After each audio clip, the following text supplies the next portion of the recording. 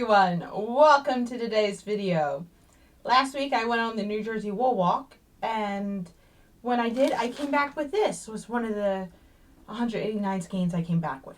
So this is the Ugly Duckling Charity Donation Project, where you spend $5 to buy a skein of yarn that you have no idea what it is, and it donates the proceeds of the yarn to a local food bank, which is cool. I think this is a great idea because a lot of this yarn, like, knitters often base on texture and feel and things like that. And if you get a yarn that doesn't quite look up to scratch, you're probably not going to be touching it.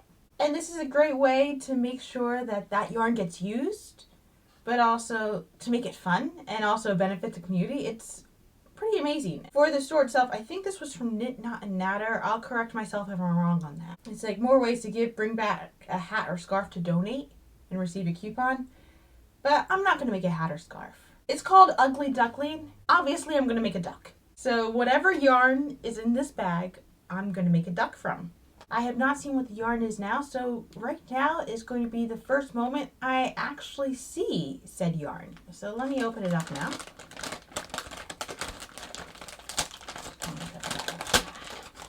As we have all the vaguely SMR opening.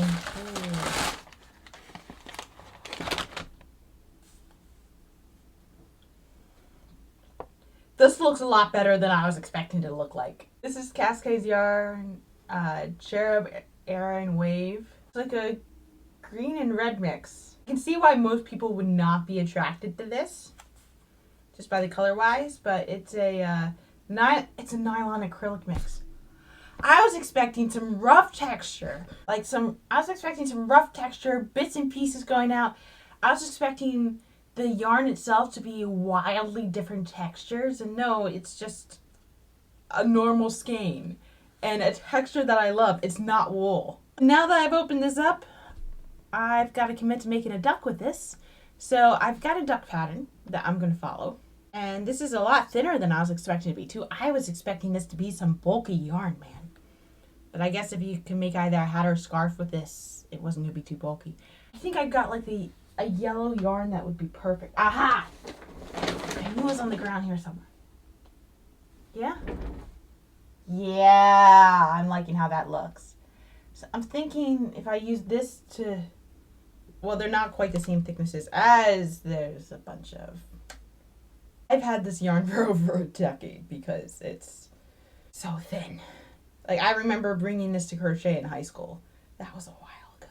I don't know if this would work, but the colors work. But, like, if I use this to make, like, the legs, well, if there are legs, just to make the beak, I use this to make everything else. It should be good. I'm going to change the camera angle around because obviously you're going to see me make the duck. There's only one thing left to say. Quack. Hey, this is Editing Becky here. I'm just interjecting in here to let you guys know that I am familiar with the story of the Ugly Duckling, and that the Ugly Duckling at the end of the story does not turn into a duck, but a beautiful swan. But yeah, that doesn't change the fact that I want to make a duck and not a swan. So, duck it is!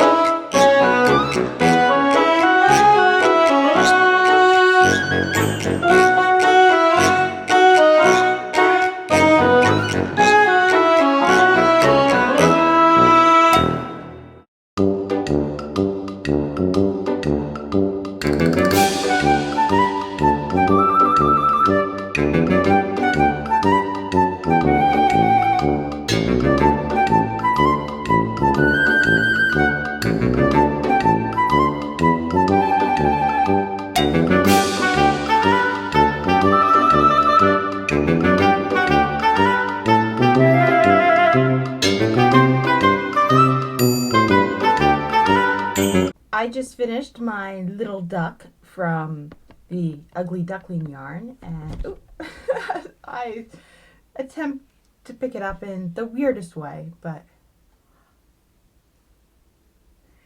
you see I made a change in what color yarn that I decided to use for the beak, because even though the yellow yarn was like that, I remembered I had this orange yarn which contrasts with this perfectly. It just matches, and I had like some nice big safety eyes I could use, because it's kind of hard to use those bigger safety eyes on other projects, but I now understand why it was an Ugly Duckling yarn. If you look at the skein itself, you can see how the yarn itself all looks relatively the same. Like the actual pattern, like if you just see this in the store, you would just look at the yarn and go like, oh yeah, it's the same all the way through, it's the same width, it's the same, well now as I'm looking at it closer, I was about to say it's the same colorway. So imagine my surprise when I reached the middle to do a center pull, and I ended up with that. Which honestly, I mean, that mint green is my favorite type of green, so I was like, oh, this is even better. And then it got progressively redder as it went on, especially as we got to like here, like this is like 3 strands strung into one, and then 2 of the 3 were now red instead of green. So it's like, okay. I do have like nylon and acrylic matches that I like going to, and this is a little bit rougher than what I usually go when it's like a nylon acrylic match, but it's still like relatively soft. And there's only one instance, if I can find it here, where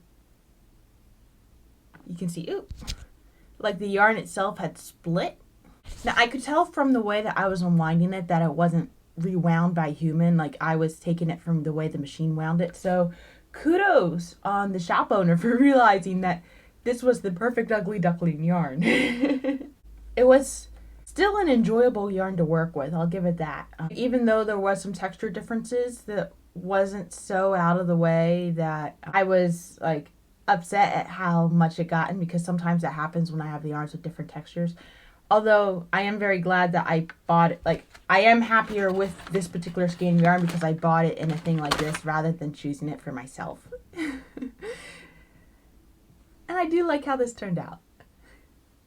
This is something that I would absolutely do again. I would absolutely buy yarn like that from that store. Like, it is Knit, Knot, and Natter. And I would, like, make a project from it again.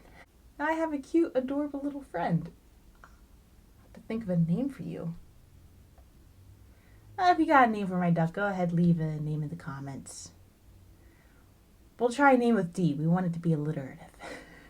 Anyway, that was today's entertainment. Have a nice day.